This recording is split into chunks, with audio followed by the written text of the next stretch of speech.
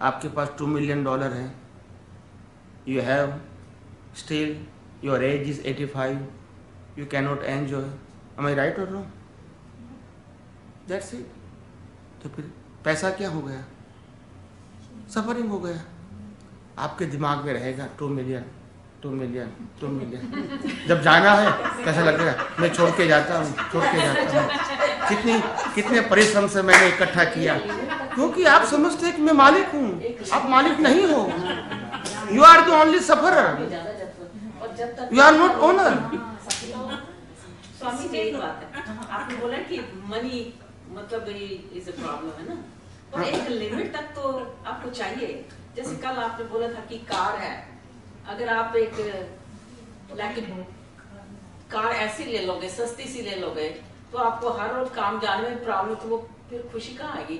पर अगर आप अच्छी कार खरीद लोगे तो वो तो is a part of your happiness, isn't that? पैसा चाहिए ना, मगर हाँ, तो वही कह रही हूं, सबको अच्छी चाहिए, पैसा चाहिए ना, सबको अच्छी चाहिए, सबको लेटेस्ट चाहिए, but they have no money. नहीं लेटेस्ट नहीं चाहिए, एग्जाम्पल देता हूँ। आज यंग बच्चे को कहोगे 20, 25, 30 इन बिटवीन 20 to 30, वो कहेंगे नहीं इस लेटेस्ट मॉडल की कार चाहिए हमको। मोबाइल में देखो आप, लेटेस्ट मॉडल चाहिए, ऐसा नहीं कि मोबाइल चाहिए। तो ये सब एज फैक्टर काम करता है।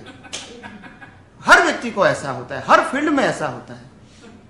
तो कार जो है, they give you the facilities. मैंने कल ये कहने की कोशिश किया था कि car they give you the transportation, car never give you the happiness.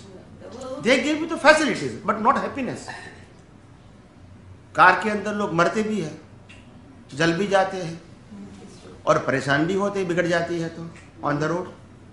तो ऑफकोर्स कार ट्रांसपोर्टेशन का साधन है, उसमें कोई क्वेश्चन नहीं है, मगर कार से सुख मिलता है, that the wrong belief. Car खुद नहीं दे सकती है सुख, वो जड़ है, मगर फैसिलिटी दे सकती है। बस same, money can not give you the happiness, मगर पैसे से आप कोई भी चीज खरीद सकते हैं, that is your ability. Happiness नहीं, चीज खरीद सकते हैं। वही तो मैंने कहा, they give you the facilities but happiness नहीं खरीद सकते आप। आपके घर में लड्डू बनाए, मिठाई बनाई है, पकवान बनाए, मगर डॉक्टर ने मनाही किया है, नो स्वीट, नो फ्राई। आप समझे ना, सिर्फ वेजिटेबल, वो भी बिना मसाला वाला। अभी आप क्या करोगे, वही खाना है, बाकी सब तो देखना है आपको। ये घर में मैं बैठी हूँ और I am feeling so cold, तो मुझे लगता है ये बहुत एयर कंडीशन है, मुझे बाहर जाना है, थोड़ा वार्म। हाँ, मुझे लगता है कितना अच्छा वार्म है, तो वो भी एक सफरिंग हुई कि मतलब आई फेल्ट, वेदना हुई मुझे कि हाँ ये अच्छा टेम्परेचर है। अगर बाहर बहुत गर्मी हो गई और अंदर आए तो हमें लगता है हाँ कितनी ठंडक है, तो वो भी एक सफरिंग है। वही तो मैंने कहा, depend on your situation, you feel. अगर आप बहुत धूप में चले हैं तो आपको अंदर अच्छा लगेगा, बहुत अंदर बैठे हैं तो आपको धूप अच्छी लगेगी, इट्स अ डिपेंड। तो सफरिंग का मतलब होता है you have to suffer without choice, क्योंकि ये कर्म फल है, ये रिजल्ट है। रिजल्ट को हम सफर बोलते हैं। उसमें गुड भी होता है, बैड भी होता है, पाप भी होता है, पुण्य का भी होता है, मगर दोनों को हम रिजल्ट कहेंगे, और रिजल्ट का मतलब होता है सफरिंग। फिर फर्स्ट क्लास फर्स्ट हुआ तो उसका मतलब ये नहीं कि सफरिंग नहीं है। सफरिंग का मतलब होता है भुगतान। क्या बोलते हैं, अच्छा भी पाप पुण्य का भी भुगतान करेंगे और पाप का भी करेंगे, उसका कॉमन वर्ड है सफरिंग। सफरिंग का मतलब दुख नहीं, नॉट वन वे। इसीलिए ऐसे नहीं लगता, भुगतान मींस आपको है ना, पार कर रहे हैं जो भी आपको मिला है। या तो इसीलिए मैंने कहा कि हर बात को जब गौर से सुनोगे तो आपको समझ में आएगा कि मैं वास्तव में क्या कहना चाहता हूँ। कई सारे वर्ड्स ऐसे होते हैं कि नॉर्मली हम वन वे यूज करते हैं। ये सफरिंग का मतलब होता है जब दुख होता है तभी सफरिंग बोलते हैं, सुख को सफरिंग बोलते नहीं है, मगर वास्तव में in a terms of law of nature both are the suffering but different kind. हाँ, एक सुख की और एक दैट्स इट। सफरिंग का मतलब होता है भुगतान, भुगतान। Cause and effect. Effect is the suffering. उसका मतलब ये नहीं है कि उसमें सिर्फ दुख ही है, दोनों सफरिंग है। You have to suffer without choice, good and bad, both circumstances. या कुछ सभी प्रकार के लोग जो है वो अंदर ही है, जी वो बात सही है। वो कॉज के फॉर्म में अंदर है, इफेक्ट के फॉर्म में बाहर है। क्या बताया? फॉर्म में अंदर है। मैं अगर एनिमलिस्टिक का कर्म चार्ज करूंगा तो कहाँ करूंगा? अंदर करूंगा। सफरिंग कहाँ करूंगा? मैं अगर गॉड एंड गॉडेसेस का कर्म करूंगा तो कर्म कहाँ करूंगा? अंदर। सफरिंग कहाँ आएगा? बाहर आएगा। अगर मैं मनुष्य भाव का कर्म चार्ज करूंगा तो कहाँ करूंगा? अंदर। सफरिंग कहाँ आएगा? मैं अगर पाशवी कर्म के भाव करूंगा तो कहाँ करूंगा? अंदर करूंगा। सफरिंग कहाँ आएगा? बाहर। यानी 14 राजलोक का जो कॉज है वो कहाँ है? यहाँ है। तो कॉज के आधार से इफेक्ट है। इफेक्ट अपनी मर्जी से नहीं आती है।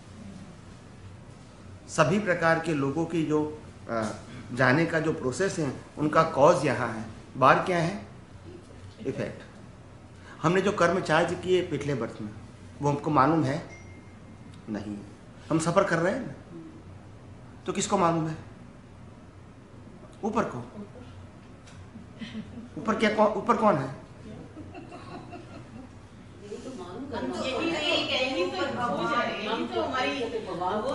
मैं वही या मैं समझाऊंगा। आप समझो कि अगर शॉप के अंदर 5 एम्प्लॉई है, क्या इसको संभालना आसान है?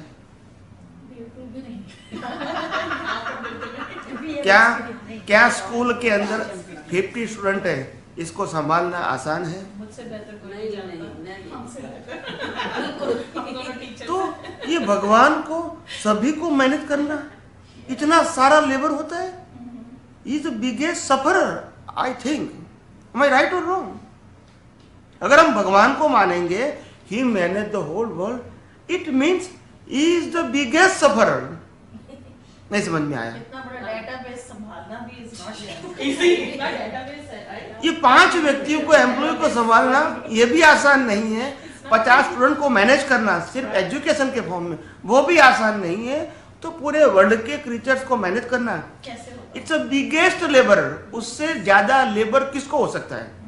तो क्या भगवान कोई मजूर है? Is a labour? Think about.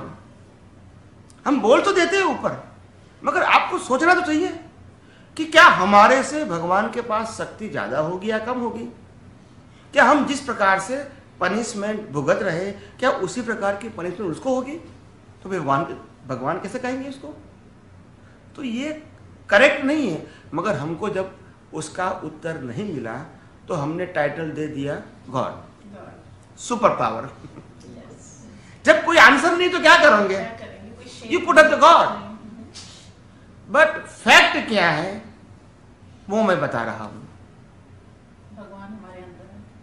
भगवान तो अंदर है, मैनेज कौन करता है? That is the question mark. मैं अभी ये बताना चाहता हूं कि ये पूरे जन्म से मौत तक का जो पूरा मैनेजमेंट है, each and every creature they are suffer in his life, तो उसका मैनेजमेंट कौन कर रहा है? एंड स्टेप बाय स्टेप हमको सफरिंग मिलता है। आप समझे ना?